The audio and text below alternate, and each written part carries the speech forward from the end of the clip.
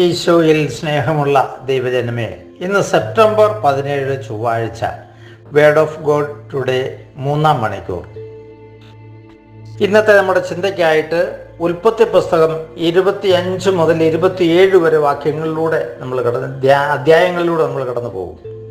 ഇവിടെ നമുക്ക് കാണാൻ പറ്റുന്നത് 25-ന്റെ 30-ാം വാക്യത്തിൽ ഇങ്ങനെ കാണുന്നുണ്ട്: അവൻ യാക്കോബിനോട് പറഞ്ഞു, ആ ചുമന്ന പായസം കുറച്ച് എനിക്ക് തരിക, ഞാൻ വളരെ ക്ഷീണിച്ചിരിക്കുന്നു. അതിനാൽ അവന് ഏദാം എന്ന് പേരുണ്ടായി. യാക്കോബ് പ്രതിവചിച്ചു, ആദ്യം നിന്റെ കടിഞ്ഞൂലവകാശം എനിക്ക് വിട്ടുതരിക. ഏസാവ് പറഞ്ഞു, ഞാൻ വിശന്ന് ചാകാറായി, കടിഞ്ഞൂൽ അവകാശം കൊണ്ട് എനിക്ക് എന്തു പ്രയോജനം? യാക്കോബ് പറഞ്ഞു, ആദ്യം എന്നോട് ശപഥം ചെയ്യുക. ഏസാവ് ശപഥം ചെയ്തു. അവൻ തൻ്റെ കടിഞ്ഞൂലവകാശം യാക്കോബിന് വിട്ടുകൊടുത്തു. യാക്കോബ് അവന് അപ്പവും പയറുപായസവും കൊടുത്തു. തീറ്റയും കുടിയും കഴിഞ്ഞ് അവൻ എഴുന്നേറ്റ് പോയി.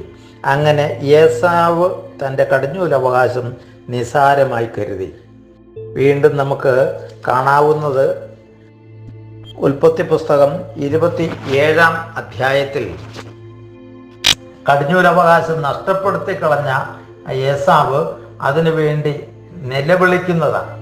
27-38-ാം വാക്യത്തിൽ ഇങ്ങനെ കാണുന്നുണ്ട്: എൻ്റെ പിതാവേ, ഒറ്റ വരമേ അങ്ങയുടെ പക്കലുള്ളോ? എന്നെയും അനുഗ്രഹിക്കുക എന്ന് പറഞ്ഞ് അവൻ പൊട്ടിക്കരഞ്ഞു.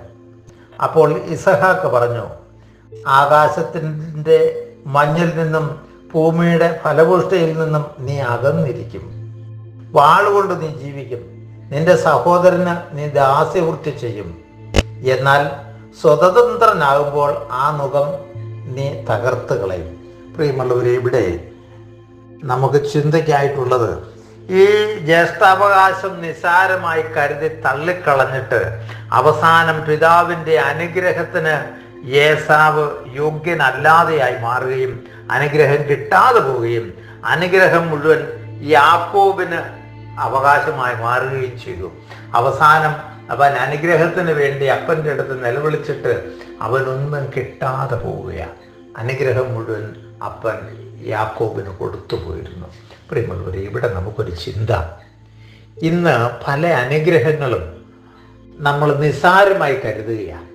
അനുഗ്രഹങ്ങളും ആശീർവാദങ്ങൾക്കും ഒക്കെ വളരെയേറെ വിലയുണ്ടെന്നുള്ളത് നമുക്ക് ബോധ്യപ്പെടുത്താൻ ദൈവം ഇന്ന് ആഗ്രഹിക്കുക. ഇന്ന് ഇതിനെയൊക്കെ നിസ്സാരമായി കരുതി എല്ലാം തള്ളിക്കളയുന്ന ഒരു ലോകത്തൂടെ നമ്മൾ കടന്നു പോകുമ്പം നഷ്ടപ്പെടുന്നത് അനർഘളമായ നിധിയാണെന്നുള്ള ബോധ്യം നമ്മുടെ ജനത്തിനുണ്ടാവണം. പലപ്പോഴും നമുക്ക് ഒരു ഭൂതൻ്റെ ഒരു അനുഗ്രഹം, വൈദികൻ്റെ ഒരു അനുഗ്രഹം, നമ്മുടെ പ്രിയപ്പെട്ടവരുടെ മാതാപിതാക്കളുടെ അനുഗ്രഹം, അങ്ങനെ അനേക തലത്തിലുള്ള അനുഗ്രഹങ്ങൾ നമുക്ക് അവകാശപ്പെട്ടതാണ്. ഇതൊക്കെ നിസാരമെന്ന് കരുതി തള്ളിക്കളഞ്ഞിട്ട് വീണ്ടും നിലവിളിച്ച് നടന്നു പോകുന്ന ഒരവസ്ഥ.